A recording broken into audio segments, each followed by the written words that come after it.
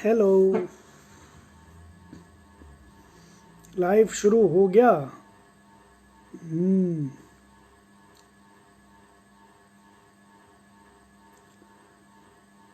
Hello hello hello hello hello hello hello. तो जो लोग लाइव को देख रहे हैं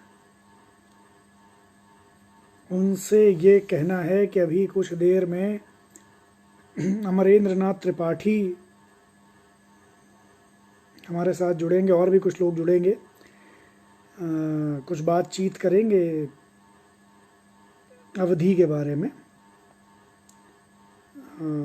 अमरेंद्र भाई डॉक्टर अमरेंद्र नाथ त्रिपाठी अवधी भाषा के विद्वान हैं। अवधि को लेकर बहुत काम करते रहते हैं और एक चेतना फैलाने का काम करते हैं कि भाई अवधी भाषा को लेकर लोगों में एक चेतना आए। तो अमरेंद्र भाई हमारे साथ जुड़ेंगे। उनका बड़ा अध्ययन है, उनकी किताबें हैं कई सारी अवधि को लेकर। आप लोग जुड़े रहें, अमरेंद्र भाई को सुनिए, उनको सुनना अपने आप। अमरेंद्र भाई भाई भाई भाई हाँ। भाई भाई, कैसे हैं ठीक अमरेंद्र ठाक। भाई? हाँ ठीक है, बढ़िया है। तो सब ठीक ठाक है, दिख रहा हूँ। जी बिल्कुल दिख रहे हैं अमरेंद्र भाई। अच्छा अच्छा। जो हमारे दर्शक हैं एक बार उनको उनका स्वागत कर लीजिए और फिर हम लोग बातचीत शुरू करेंगे। हम्म। सभी दर्शक लोग हैं जो देख रहे हैं और जो अभी गुफ्तगू में शामिल होंगे दर्शक के रूप में, उन सब लोगों को मेरा नमस्कार। और बाकी हिमांशु भाई के साथ बातचीत करने का अपना लुत्फ है। हम सब लुत्फ अंदोज होते हैं। अमरेंद्र भाई अवधि को लेकर काम करते हैं, मैं फिर से बता रहा हूँ, बहुत जबरदस्त काम है, बहुत गंभीर, बहुत ही जुनून के साथ काम करते हैं। और अभी जब आप इनको सुनेंगे तो आपको लगेगा कि अ, आपको अपने गांव की हमवारी का एहसास होगा। तो और उसके साथ कुछ गंभीर बातें हैं जो अमरेंद्र भाई कहते हैं। अमरेंद्र भाई मुझे एक बात बताइए, चूंकि हम लोग जी। इस बातचीत को शुरू कर रहे हैं।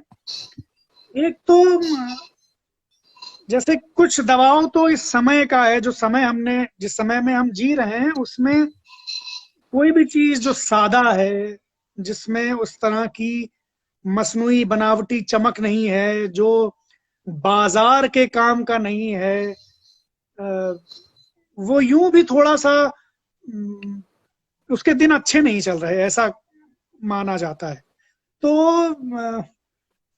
अवधि को लेकर जो अभी पूरा जो जिसके लिए आप जूझते भी रहते हैं कि लोग जैसे जैसे शहरों की तरफ भाग रहे हैं तो अपनी भाषा से विमुख हो रहे हैं। तो कैसे, मतलब ये जो चेतना वापस कैसे लाई जा सकती है? ये महात्म्य अवधि भाषा का या किसी भी लोक भाषा का, ये कैसे लोगों को बताया जा सकता है कि भाई इस भाषा को भी छोड़ना नहीं चाहिए?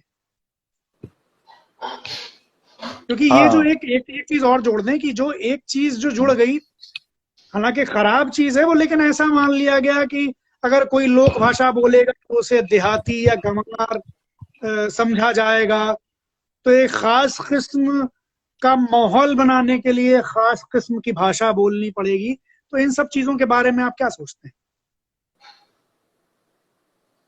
हाँ। देखिए, ये जो हमारे चारों तरफ का जो माहौल है और जैसे लोगों का आगे बढ़ने का, जो तरक्की करने की जो बना दिए गए पैमाने, तो जी उन पैमानों में भाषा भी एक पैमाना है। जी जैसे उन्हीं पैमानों में आपके कपड़े भी एक पैमाना बनते हैं। उन्हीं जी पैमानों में आपकी जो भौतिक समृद्धि है वह भी बनती है। आगे बढ़ने जी के पैमाने बनते हैं। तो जी कुछ पैमाने ठोस भौतिक होते हैं और जी कुछ पैमाने मानसिक होते हैं।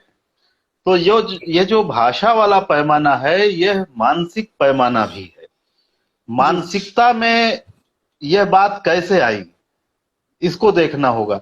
और जी मानसिकता में यह बात आई, और ये कोई अभी तुरंत का मामला नहीं है।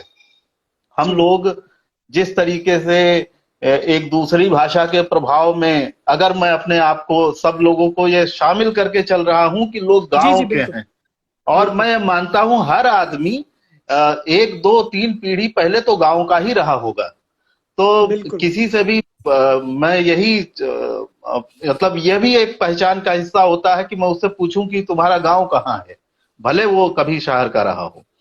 जी तो ये मैं मान के चल रहा हूं वो गांव का है। तो अगर हम पिछले लगभग 100 साल लगभग मान ले कि ये है, और इसमें जो हमारी मानसिकता और जो चेतना बनी होगी कि जिसमें जी हम भाषा को लेके आग्रह या दुराग्रह जो बने होंगे, और उसके तहत हमारा व्यवहार या आगे बढ़ने का जो हमारा जो पैमाना बना होगा, तो उसको अगर हम देखें तो हमारे समय में हर वक्त अपनी जो मातृभाषा रही है उसके अलावा एक दूसरी भाषा राजकीय कामकाज की भाषा रही है, शासन की जी भाषा रही है, सत्ता जी की भाषा रही है, और जी उस भाषा की ज्यादा चलती रही है हर जगह पर। जी जैसे बहुत पहले की बात ले ले तो फारसी का रहा है रुतबा, आप जी जानते ही हैं। जी जी तब कहावत चली कि पढ़े फारसी बेचे तेल, ये देखो कुदरत के खेल। मतलब जी फारसी पढ़ने के बाद कोई आदमी बेकार नहीं बैठता था। वो बाद में वह जो है अंग्रेजी की तरफ हो गया कि अंग्रेजी, अरे बड़ी बढ़िया अंग्रेजी आती है, तो वो जी मान लिया जाता है कि उसके सामने आप वो एक ऐसी स्थिति में है कि बहुत काबिलियत बन जाती है। तो जी भाषा के साथ एक काबिलियत का जो रिश्ता बनता गया, वह धीरे जी धीरे हमारा पैमाना बन गया किसी को नापने का, वो काबिल कितना है, वो किस भाषा में अपनी महारत रखता है। आपको जी अगर गाइड फिल्म गाइड में आप हाँ देखे हाँ होंगे, जी जी वो जो जी जी जी देवानंद है, जी जी हाँ बहुत इसको बड़ी जी वहां से जी भी देखिएगा कि संस्कृत में पंडित लोग कुछ बोलते हैं तो वो उनका जवाब वो अंग्रेजी में दे देता है, हाँ उनको पंडित समझ में जी नहीं आ जाता। भिन्न भिन्न हो हाँ, जाए लेकिन अंग्रेजी में दे देता है और छा जाता है। जी एक अंग्रेजी एक तरीके से काबिलियत की वहां पर उसका एक मुहावरा बन जाता है, उसका पर्याय बन जाता है। तो जी हमारी मानसिकता पे पिछले 100 सैकड़ों सालों से भाषा को जी लेकर के ऐसे कई तरह के वो बनते गए लेयर्स, कई सतहें हमारी मानसिकता पे जमती चली गई भाषा को लेकर के। तो आज जब कोई अवधी बोलता है और अवधी बोल किसी को हम कहते हैं कि आप अवधी बोलिए, तो वो तमाम जो परतें जमी हुई है ना, वो उस बात को समझने नहीं देती कि हमें अवधी क्यों बोलनी चाहिए। और क्योंकि वो परतें क्या है, सभ्यता के आवरण हैं जिन्हों अगर कहा जाए तो वो जी आवरण अच्छे ही नहीं होते, बुरे भी बहुत से आवरण होते हैं जिनको हम अच्छा समझ के पहने होते हैं। तो जी वो सभ्यता के आवरण जिस तरीके से रहते हैं उनको हटा के फिर वो समझना कि हमारी जो मातृभाषा है वो इतनी महत्वपूर्ण भाषा है, हमें उसको जीवन में स्थान देना चाहिए। कैसे ऐसे हुआ कि हिंदी पट्टी में मातृभाषा को लोग देहाती गुच्चर समझने लगे? जी ये ऐसा क्यों हुआ? तो देहाती एक मूल्य था जिसको हमेशा ये समझा गया, देहात और नगर, अगर इन दोनों के बाइनरी में देखिए तो नगर को ज्यादा विकसित, ज्यादा सभ्य और ज्यादा तरक्की वाली जगह मानी गई, और उसकी तुलना में गांव को एक माना गया कि ये जो है निचले पायदान की चीज है। इसी जी तरह इसका तो बाकायदे उदाहरण है कविता में। अगर गांव के शब्द आ जाते थे, गांव की ज्यादा बातें आ जाती थी, तो संस्कृत काव्य शास्त्र में उसको काव्य दोष कहा जाता था, ग्राम्यत्व दोष कहा जाता, ग्राम्यत्व दोष कहा जाता था। ये गांव की चीज है, वो एक दोष है कविता में। जी जिस जी तरीके से अश्लीलत्व दोष होता था, जिस तरीके से पुनरुक्ति दोष आदि आदि, मतलब ये मानसिकता बनती है एक तरीके की, और उस मानसिकता का संबंध श्रेष्ठता बनाम अश्रेष्ठता, सभ्य बनाम असभ्य। तो जो गांव की भाषा हुई उसको धीरे धीरे ग्रामीण भाषा को मान लिया गया देहाती भुच्चड़ है या उस तरीके से है। हमारे फिल्मों में देखिए, फिल्म में किसी को अगर दिखाना है गांव का आया है, राजू कोई जो है नौकर है, तो वो भाषा बोलते, गांव की भाषा अवधी या भोजपुरी बोलते हुए दिखाई देगा उस तरीके से। और जो बड़े साहब लोगों की भाषा है वो अंग्रेजी रहेगी। तो इससे भी बोध बनता है एक आम लोक मानस में, जनमानस में, कि हम गांव वाली चीजों से अगर कट रहे हैं तो एक सभ्यता के दायरे में दाखिल हो रहे हैं। और उस दाखिल होना इतना हावी रहा कि सब लोग अपनी मातृभाषा को छोड़ छोड़ के हिंदी की तरफ गए, और हिंदी या उर्दू दोनों की तरफ गए। और चूंकि छोड़ने वाला संस्कार पड़ गया और छोड़ के सभ्य होने वाली एक गलत फहमी दिमाग में घर कर गई, इसलिए आज वो हिंदी या उर्दू छोड़ के अंग्रेजी की तरफ जाना चाहते हैं। बिल्कुल बिल्कुल, क्योंकि वही छोड़ू संस्कार है। जो सलूक हिंदी या उर्दू की वजह से लोक भाषाओं के साथ हुआ, वही सलूक अंग्रेजी की वजह से हिंदी या जो दूसरी स्थानीय भाषाएं हैं उनके साथ होता है। दानिश सर सुन रहे हैं हमारे वक्त के बेहतरीन दास्तान को, और दानिश हुसैन साहब, और उन्होंने कमेंट किया, शानदार बात कही। तो दूसरा सवाल ये है अमरेंद्र भाई की, धन्यवाद दानिश जी को।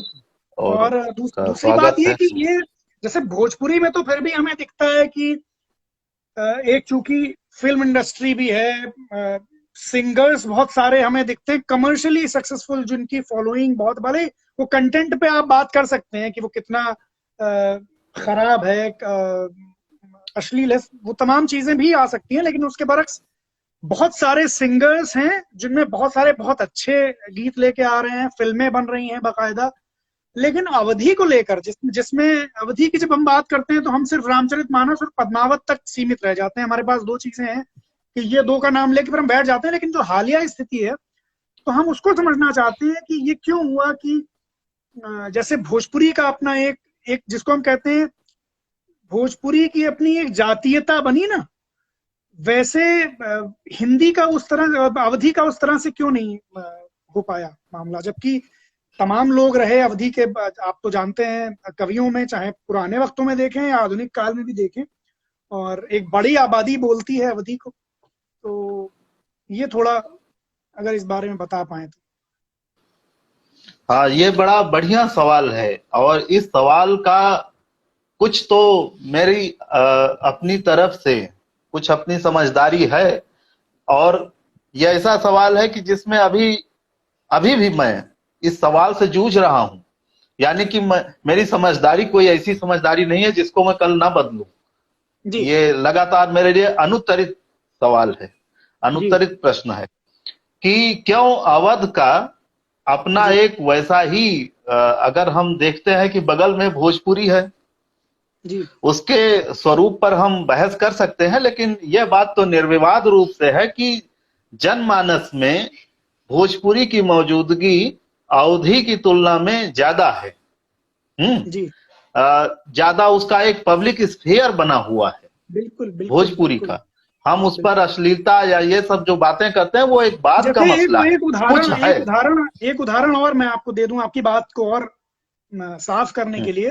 जैसे पिछले एक साल में हमने देखा नेहा की जो सक्सेस है, नेहा सिंह राठौर की, जिस तरह से उन्होंने अपने पॉलिटिकल गाने वो खुद ही लिखती थी भोजपुरी में और खुद ही गाती थी, और बिना किसी तामझाम के, अनप्लग्ड यानी कोई म्यूजिक भी नहीं होती थी, और सिंपल फोन से रिकॉर्ड करके, और इतनी पॉपुलर हुई नेहा अपने गानों से, और इतनी उनका प्रसार हुआ कि आज अपने आप में उनको फॉलो करने वाले लोग लाखों में हैं। तो ये पिछले एक साल का या 1.5 साल का सिर्फ सफर है। 22-23 साल की एक युवा कलाकार हैं वो। तो इस तरह से आप देखें कि अवधि में अगर आप उस तरह से लोक में गाने वालों को भी देखें तो बहुत नाम नहीं है। एक दो नाम जरूर हैं, मालिनी जी का नाम है और कमला श्रीवास्तव है, इंदिरा श्रीवास्तव जी हैं, लेकिन उस तरह से जैसे हमें भोजपुरी में दिखते हैं लोग, वो नहीं दिख रहा। जी देखिए, जो नेहा की सफलता वाली जो आप बात कह रहे हैं, वही मैं ठीक आपने ये एक जोड़ा है, उदाहरण जोड़ा है एक तरीके से। जी तो अगर उनके उदाहरण के माध्यम से ये बात कहें तो वो बात जाके फिर मजबूत होती है कि भोजपुरी का अपना एक पब्लिक स्फीयर रहा है कि कोई नेहा आती हैं और गाती हैं तो उनको एक रेस्पॉन्स मिलता है उस भाषा में, क्योंकि उस भाषा का एक पब्लिक स्फीयर है। जी पब्लिक स्फीयर होना बहुत महत्वपूर्ण है। अवधि में कोई नेहा नहीं हो पा रही है, उसका एक कारण यह भी है कि अवधि का पब्लिक स्फीयर नहीं है। हम आपको आचार्य रामचंद्र शुक्ल की बात का स्मरण कराएंगे यहाँ पर कि उन्होंने जी क्यों कहा कि जो देवकी नंदन खत्री का काम उन्होंने जब प्रेमचंद की महानता सामने रखी तो उसके पहले देवकी नंदन खत्री का भी स्मरण किया कि हिंदी जी के लिए पाठक वर्ग बनाया और उस पाठक वर्ग की रुचि का परिवर्तन जी प्रेमचंद ने सूरज की ओर परिवर्तन किया।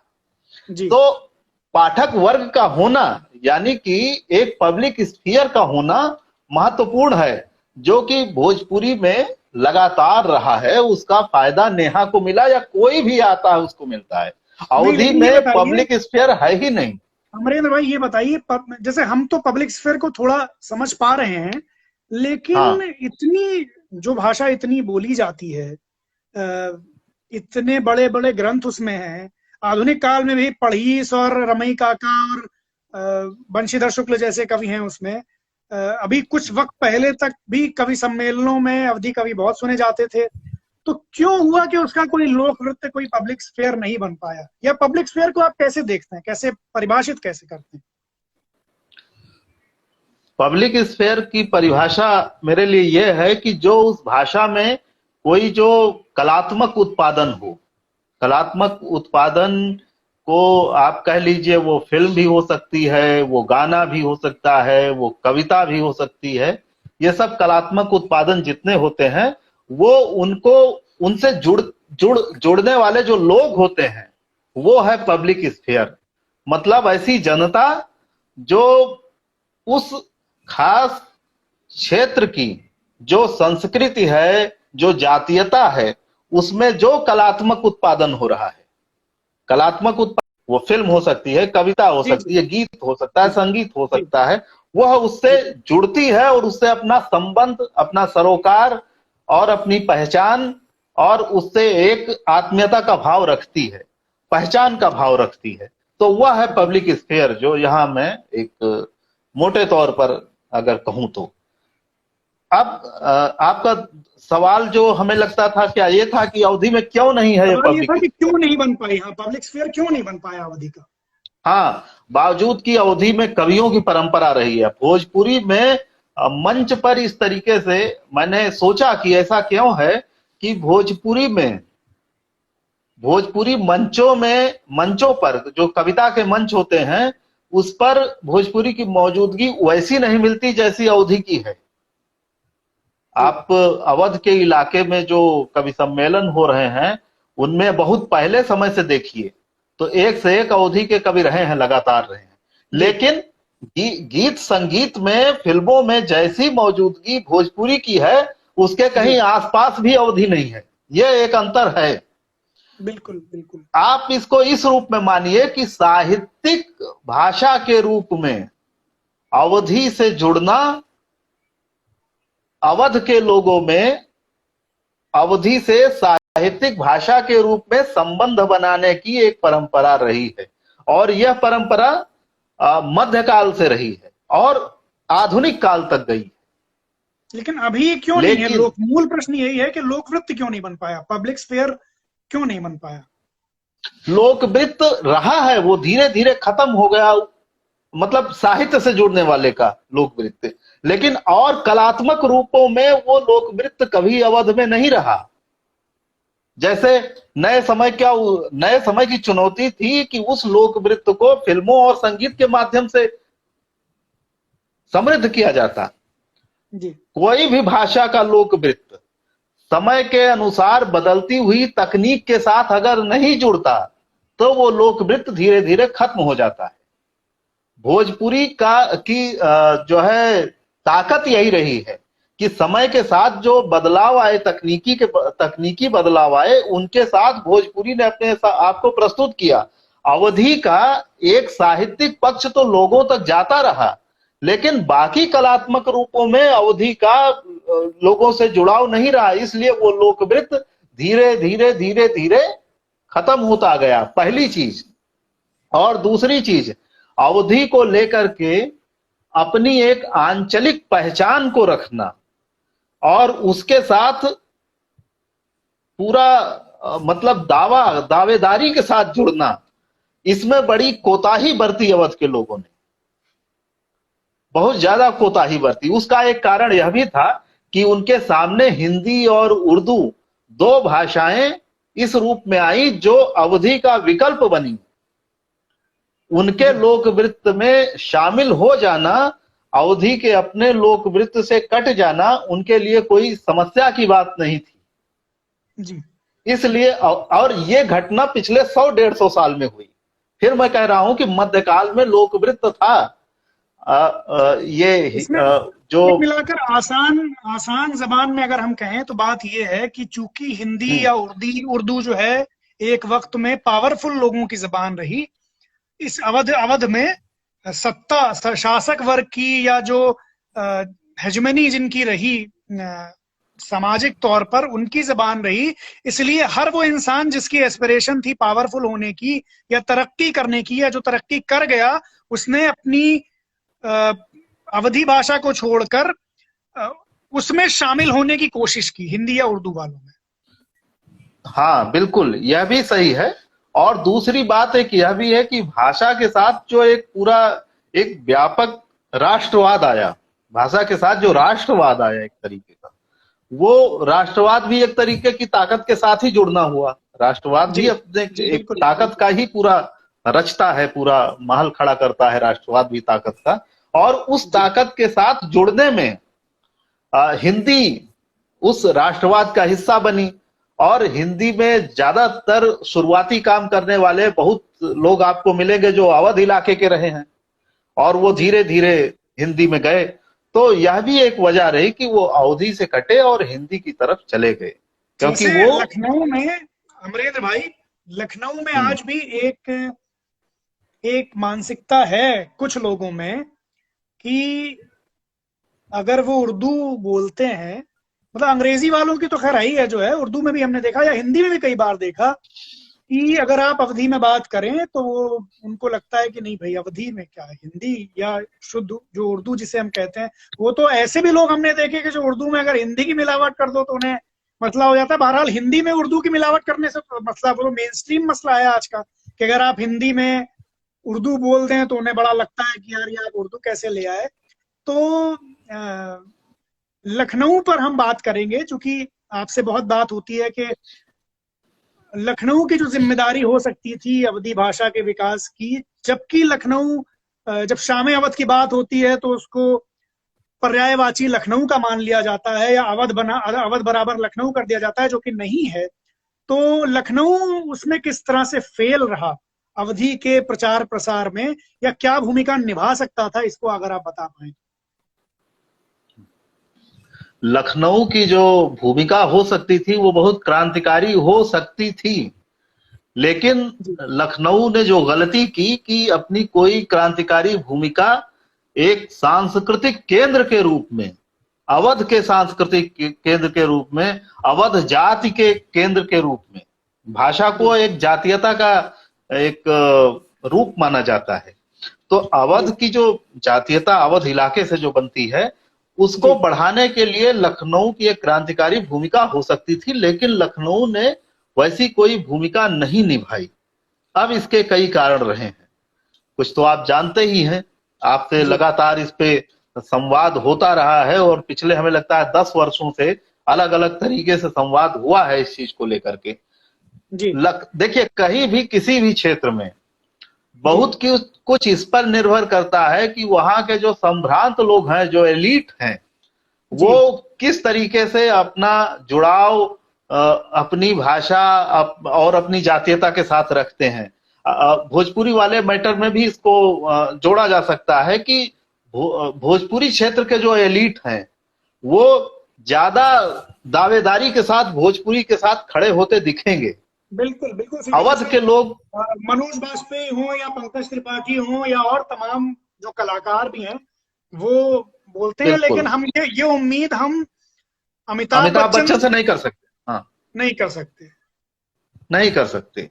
उन्होंने यहाँ तक कि एक कविता पिछली बार कोरोना वाले पर जो सुनाई थी, उन्होंने एक बार यह नहीं बताया कि जो कविता वह सुना रहे हैं उसकी भाषा अवधी है। कहीं भी वो अपनी अवधी भाषा जब बोलते हैं तो उसको, उस पहचान को सामने लाने की कोशिश नहीं करते। जबकि तो अवध का, जबकि एक बात इसमें अमरेंद्र भाई ये भी है कि वो इतना जिक्र अपने बाबूजी का करते हैं, हरिवंश राय बच्चन जी का, उन्हें करना भी चाहिए, उनके पिताजी हैं, लेकिन बच्चन जी का तो इतना बड़ा काम है अवधि को लेकर। मतलब उन्होंने जनगीता लिखी, उन्होंने अवधि में बाकायदा 3 किताबों में उनके 3 किताबें उनकी जो हैं अमरेंद्र भाई वो अवधि के गीतों की हैं। त्रिभंगिमा और जो आखिरी का जो उनका काव्य है वो सब अवधि का काव्य है। लेकिन वो इसके बावजूद बच्चन साहब जो हैं वो अवधि काम को लेकर या अवधि को लेकर उस तरह से नहीं बात करते। सही बात है। हाँ, तो इसलिए नहीं करते कि इधर के एलिट ने अपनी भाषा से जुड़ने को अच्छा नहीं समझा। वो पहचान बनाने के लिए कि हमारे व्यक्तित्व की और हमारी हैसियत की पहचान हमारी जो इलाकाई जवान है वह भी बने, इसका उसने कभी ध्यान ही नहीं दिया।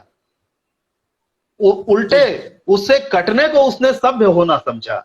ये समस्या इतनी ज्यादा आपको भोजपुरी इलाके में नहीं मिलेगी, इसलिए भी वहां पब्लिक स्पेस बचा रहा और यहाँ नहीं भी रहा।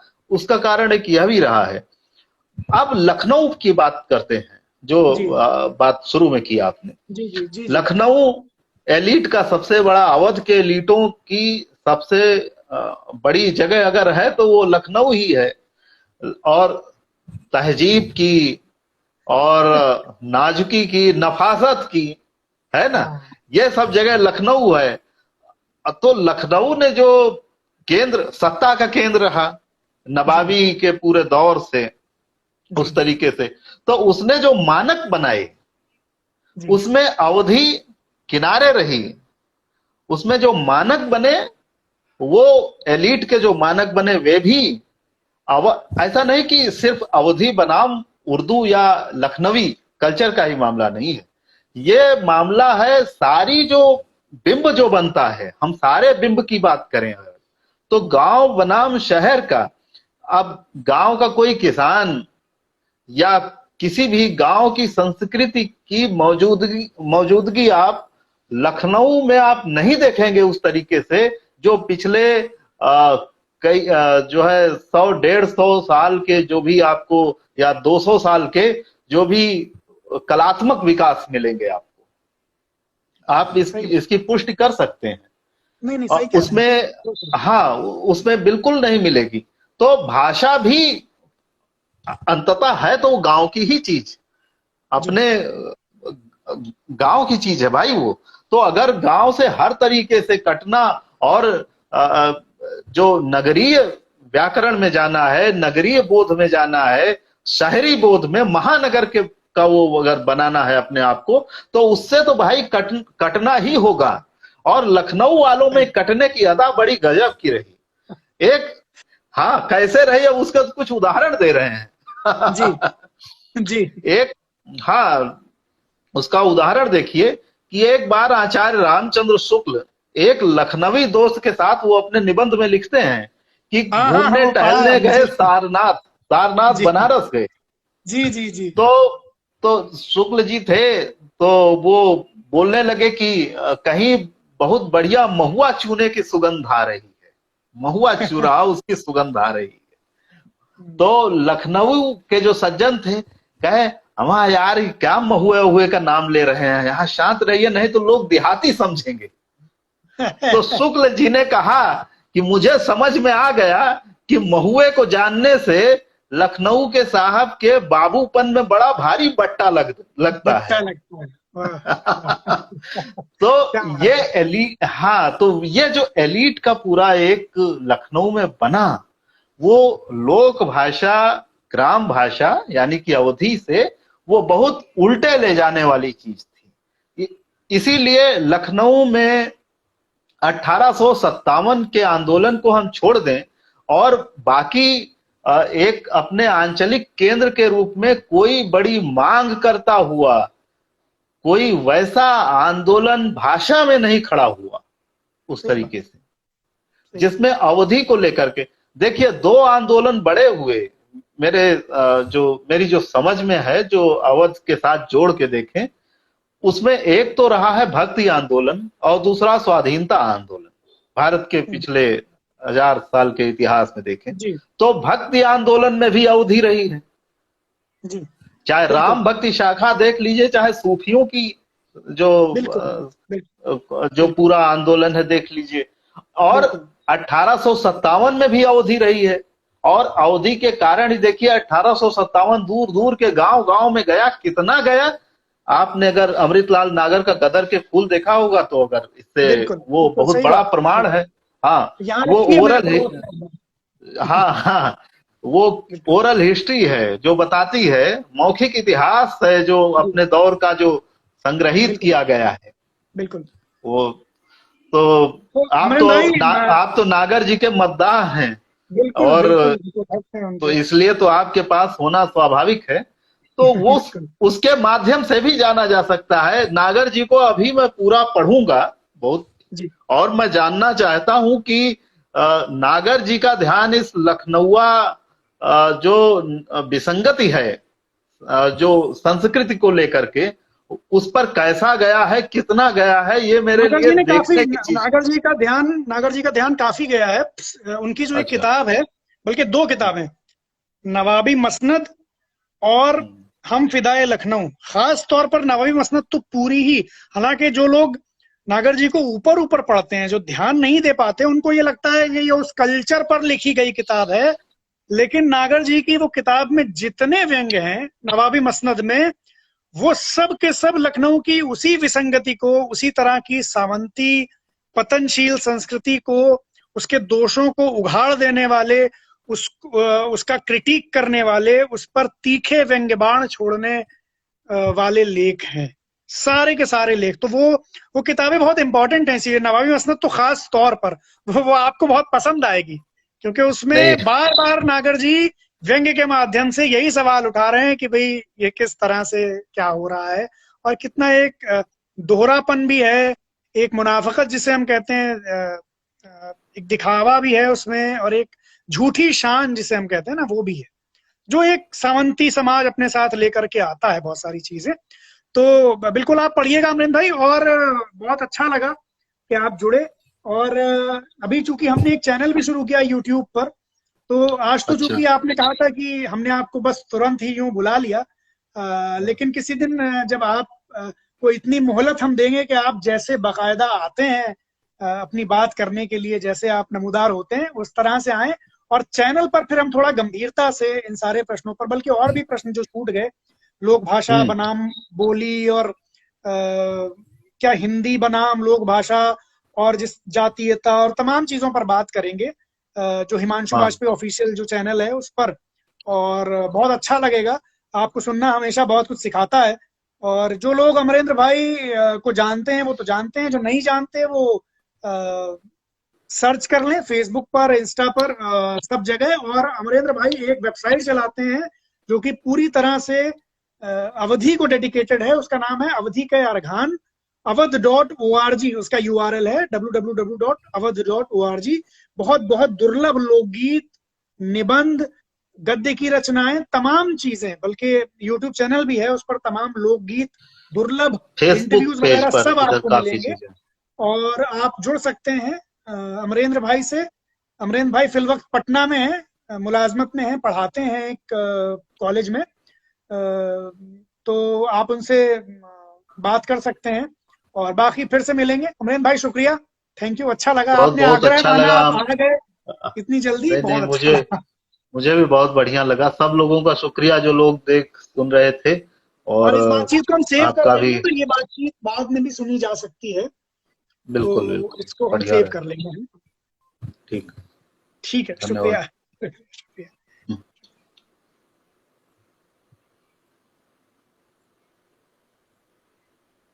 आप एंड कर दीजिए अमरीन भाई। ये एंड कैसे होता है? ऊपर ऊपर लाइव? कट्टम बना होगा, ऊपर कट्टम बना होगा, उसको अच्छा काट दीजिए, अच्छा अच्छा। या लीव बना होगा। लीव, हाँ। हम्म। जी, तो अमरेंद्र भाई हमारे साथ थे, बहुत जबरदस्त विद्वान, अध्येता अवधि के लिए जीने मरने वाले, अवधि को ओढ़ने बिछाने वाले, हमारे बहुत अजीज दोस्त। अ, बाकी तो बात तो काफी हो चुकी है, तो अब ज्यादा बात क्या करें, और इतना विद्वान व्यक्ति जब बोल रहा हो तो उसके बाद मेरे जैसे कम जानकार व्यक्ति के बोलने का कोई औचित्य, कोई जवाज नहीं है। अ, इसलिए दोबारा मिलेंगे, चलते चलते कहना सिर्फ इतना है कि आप लोग हिमांशु बाजपेयी ऑफिशियल को सब्सक्राइब कर लें, और उस पर कुछ बातें होती रहेंगी। और अगली बार आएंगे इंस्टा लाइव तो फिर किसी एक दोस्त के साथ, किसी गेस्ट के साथ करेंगे। आज जैसे दानिश सर थे, तो किसी ने कहा कि उनको उनके साथ लाइव किया जाए, तो जरूर दानिश सर से बात करेंगे, उनसे आग्रह करेंगे कि वो लाइव आए। अगर आएंगे तो वो तो, उनसे तो बहुत सीखा है हमने, और उस्ताद हैं वो, तो उनको सुनना अपने आप में दिलचस्प होगा। और भी बाकी लोग हैं। तो बहुत शुक्रिया सब लोगों का, और मिलते हैं।